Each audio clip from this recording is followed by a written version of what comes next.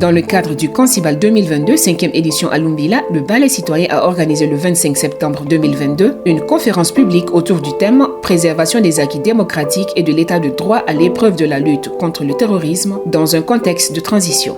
2 sous-thèmes ont été développés par les panélistes Bukari Woba et Inoussa Ouedraogo. Liberté publique dans un contexte de lutte contre le terrorisme et démocratie et lutte contre le terrorisme. Notre constitution nous dit que nous sommes engagés à préserver l'état de droit, c'est-à-dire l'exercice des droits collectifs et individuels.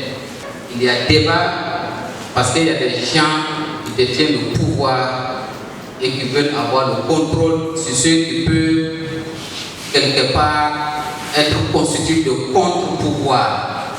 Voici tout l'enjeu.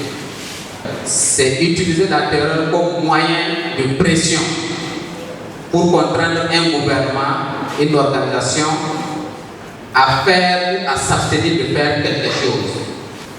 Le terrorisme menace l'État, mais certains sont inquiets surtout parce que le terrorisme menace le pouvoir. Et avant de parler des libertés publiques dans un contexte de lutte contre le terrorisme, que chacun s'interroge, quelle est la nature, quel est le niveau de garantie des libertés publiques au Burkina Faso, les années où on n'avait pas de terrorisme, puisque tout le monde s'accorde à dire que le terrorisme est apparu au Burkina Faso à partir de 2015. Il s'agissait pour le conférencier Bukari Woba d'aborder les fondements, contenus et enjeux en lien avec les libertés publiques, de mettre en lumière le terrorisme et la négation des droits et de traiter la question de la compatibilité de la lutte contre le terrorisme avec les libertés publiques. Les velléités aujourd'hui de contrôle des médias, et plus particulièrement des médias publics, quelle va être la plus-value dans la lutte contre le terrorisme? Je n'en vois aucun. Tout ce qu'il nous faut, c'est la primauté du droit. Le droit doit primer sur tout. C'est la plénitude de l'état de droit. Quant au conférencier Inoussa Ouedraogo, il s'est interrogé sur le lien qu'il peut y avoir entre notre modèle démocratique et le terrorisme et si l'on peut lutter efficacement contre le terrorisme dans un État démocratique. Les Burkinabés ont pu sacrifier pour la démocratie et en retour, ils ont eu l'aggravation de la corruption, de la malgouvernance, de l'incivisme et le terrorisme qui menacent donc l'existence de notre pays. Alors, quand le PSR perpétue son coup d'État le 24 janvier, il n'y avait plus de Burkinabés pour vraiment défendre la démocratie. Mais qu'est-ce qui s'est passé? Nous avons sacrifié la démocratie, espérant un peu de sécurité. Mais nous n'avons pas eu la sécurité. Bien au contraire, la crise sécuritaire s'enlisait jour après jour. Il faut également, à mon avis, face à la montée du terrorisme, dire qu'il faut revoir notre stratégie de communication.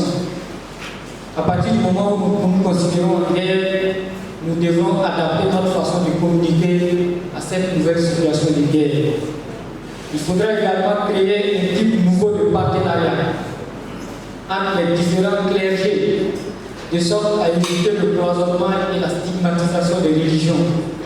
Les organisations de la société civile, à mon avis, qui ont une capacité de pénétration aussi des communautés, peuvent elles aussi jouer un rôle éminemment important. Si nous nous asseyons et nous mettons notre sécurité rien aux mains des militaires, alors nous en avons encore pour longtemps. Et la guerre étant la continuation de la politique par d'autres moyens, nous devons nous convaincre que c'est à travers également des moyens politiques que nous devons venir à bout du terrorisme. Et ces moyens terroristes, ces moyens politiques-là, vous les avez, nous les avons. Et ce camp, justement, à mon avis, est une des solutions de la réponse politique à la lutte contre le terrorisme. Nous allons y parvenir. Les présentations ont laissé place à la phase d'échange et de débat qui s'est révélée extrêmement enrichissante dans un contexte où plusieurs intervenants vivent des expériences difficiles dans des zones à fort défi sécuritaire. Ils sont entre Pisla et Pitoubouli. À partir de Wanobia, Naré, tous les jours, ils font des contrôles là, mais ils ne font plus rien à quelqu'un. Ils essayent de nous faire que ils se font des perches quoi, pour que les gens là les aiment. Bon, comme ça là, et ça va nous amener à un autre problème. C'est pourquoi exactement qui peut pousser en tout cas une entité qui peut apprendre les armes à être terroriste. La question est de savoir réellement si notre État a pris la mesure du terrorisme. Est-ce qu'ils savent réellement qu'on est en guerre? Nous sommes face à une armée qui est divisée. Quelles sont les conditions dans lesquelles les restrictions même légales peuvent être acceptées par les populations? Nous fondons notre développement sur la culture des autres. Ça, il n'y a pas de débat là-dessus. Et pour moi, c'est ce qui nous empêche d'évoluer. Au Burkina Faso, j'ai comme l'impression que la démocratie, c'est organiser les élections et financer les partis politiques. Alors, ma question, est-ce qu'à l'heure actuelle, on a besoin de la démocratie dans ce contexte de terrorisme?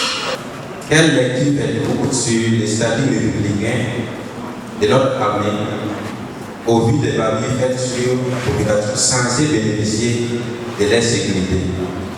Comment est-ce qu'on peut se donner main dans la main et quand les MPS se donnent souvent des loisirs de bastonner les populations dans une ville? Parce que ça n'a pas commencé avec Ouagadougou.